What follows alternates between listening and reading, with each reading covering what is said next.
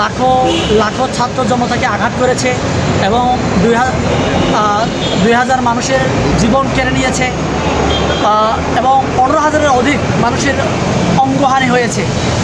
তাদের কঠিন শাস্তি দেওয়ার জন্য শেখ হাসিনাকে দেশে ফিরে আনা উচিত বলে আমি মনে করছি। পাশাপাশি আমি মনে করি শেখ হাসিনা স্বেচ্ছায় বাংলাদেশে ফিরে আসা উচিত। সে যদি সত্যিকার অর্থে এই দেশটাকে নিজের দেশ মনে করে, বাংলাদেশ যদি তার শেখ মুজিবুর রহমানের দেশ মনে করে থাকে, তাহলে আমি মনে করি নিজ দেশে এসে সে যতই শাস্তি দেয় এদেশের জনগণও তো দিবে। তার লাশ এদেশের মাটিতে যদি দাফনের সে ইচ্ছা পোষণ করে থাকে, তাহলে আমার মনে করি দেশে আসা উচিত। তা না হলে এই সুযোগে যদি সে দেশে না আসে, তাহলে তার লাশ বাংলাদেশের মাটিতে দাফন হবে। দেখুন, আমরা প্রথম থেকে প্রতিবাদ করে আসছি ভারত যে আমাদের বিরুদ্ধে আগ্রাসন চালাচ্ছে। আমি বারবার বলছি, শেখ হাসিনা আমাদেরকে এই নেগেটিভ দিয়ে গেছে যে বাংলাদেশের চারপাশে ভারত আছে, যেহেতু ভারতের বর্ডার বিশাল এলাকা আমাদের বাংলাদেশের সাথে সম্পর্ক আছে, আমরা কিছুই করতে পারবো না, ওদেরকে ভয় পেতে হবে, এরকম একটা নেগেটিভ আমাদের মাঝে দিয়ে গেছে। আমি সাহস দিতে চাই, আমাদের ভয়ের কারণ নাই ভাই, আমরা বরঞ্চ ওদেরকে থ্রেট দিব, তোমরা আমাদের পা চাটো, না হলে তোমাদের সাথে আমরা থাকবো না। এই কথা বলার সময় আমাদের এসেছে।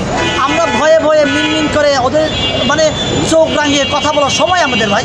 কিন্তু এখন দেখেন, ময়ূখ রঞ্জন বলেন, শুভেন্দু অধিকারী বলেন, কিংবা মোদী সরকার বলেন, ওদের দেশের পররাষ্ট্রনীতি ঠিক নাই, যার কারণে আজকে ওদের দেশের কৃষকরাই, ওদের দেশের ডাক্তাররাই, ওদের দেশের নাগরিকরাই ময়ূখ রঞ্জন কিংবা শুভেন্দু অধিকারীর মতো লোকদেরকে হেনস্থা করার চেষ্টা করছে।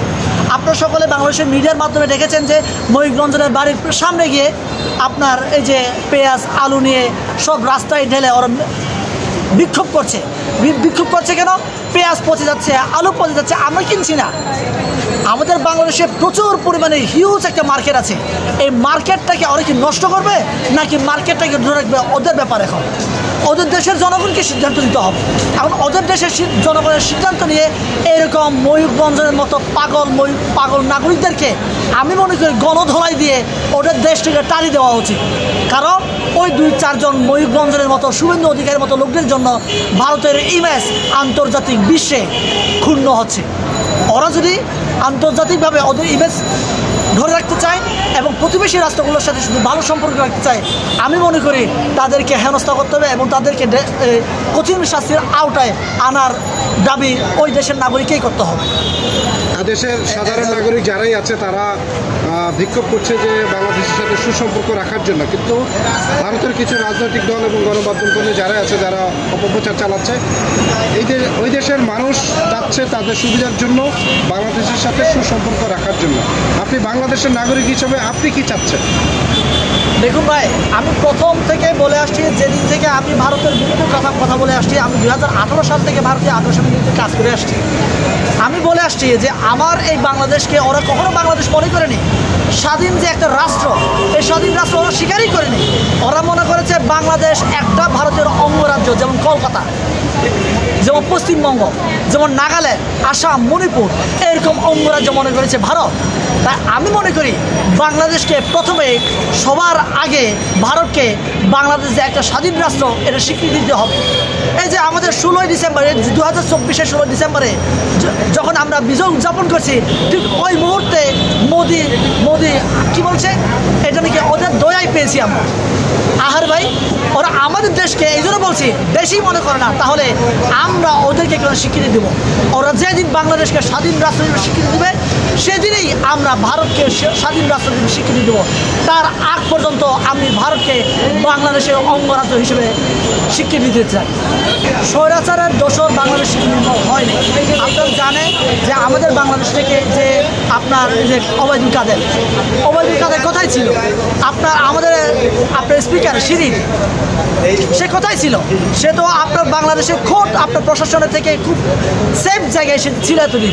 তাহলে আমি মনে করছি যে আমাদের এই বাংলাদেশ থেকে ফেসিসকে যে আমরা তাড়ানোর চেষ্টা করছি, আমরা শেখ হাসিনাকে তাড়াতে পেরেছি, কিন্তু তার দোসরদেরকে আমরা এখনো তাড়াতে পারি না।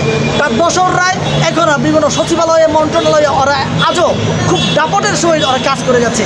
এরই একজনের নাম যদি আমি বলি, আসিফ নজরুল ইসলাম, যিনি কিনা সবচেয়ে এই উপদেষ্টাদের মধ্যে শক্তিশালী একজন ব্যক্তি সেই, এবং কিছু সমন্বয়ক আছে, এই সমন্বয়করাই আপনার আওয়ামী দর্শকদেরকে পুনর্বাসনের জন্য কাজ করে যাচ্ছে। আমি এর জন্য তীব্র নিন্দা জানাই। আমরা যদি সতর্ক না হই, তাহলে এই যে 3 জন বিপ্লবী মারা গেছে, এই 3 জনের পাশাপাশি আমরা প্রত্যেকের তালিকা কিন্তু করা হচ্ছে।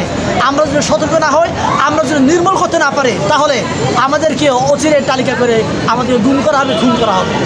আচ্ছা, এটা তো শুরু হয়ে গেছে, এটার প্রতিকার করবেন কিভাবে? আপনি নিয়ে পরে আপনার নামটা একটু বলে দেন। আমার নাম হচ্ছে ইঞ্জিনিয়ার থয় চিংমং শাহ। আপনি কি করছেন পেশায়? আমি পলিটিক্যাল অর্গানাইজেশনের সাথে যুক্ত আছি, কোন দল করে? গণ অধিকার পরিষদের সাথে আছি। আপনারা নেন ভাই, আপনার নাম।